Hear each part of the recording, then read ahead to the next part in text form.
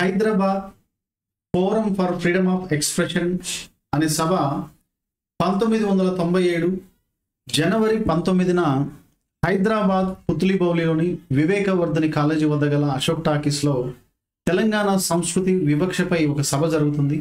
So ఈ సభ నిర్వాహకుడు పాషం యాదగిరి, ఇతను ఒక ప్రముఖ జర్నలిస్ట్ అన్నమాట.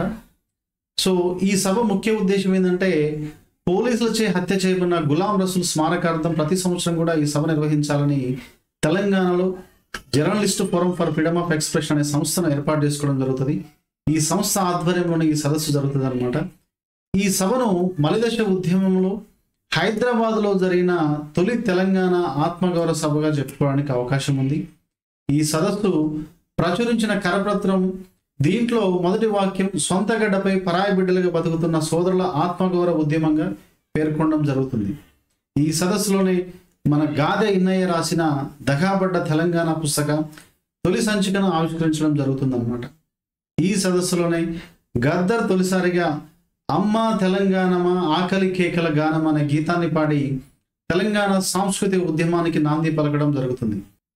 ఆచార్య జయశంకర్ సార్ రచించిన పుస్తకం తెలంగాణలో ఏం జరుగుతుందని కూడా ఈ సదస్సులోనే ఆవిష్కరించడం జరుగుతుంది. సో 1997 మార్చి 8న భువనగిరిలో తెలంగాణ సదస్సు జరపాలనే నిర్ణయం కూడా ఈ సదస్సులోనే తీసుకోవడం జరుగుతుంది. మనకి 1997 మార్చి 8 భువనగిరి సభకి మరి రూపకల్పన జరిగింది కూడా మనకి ఈ సభలోనే విషయాన్ని మనం గుర్తుపెట్టుకోవాలి.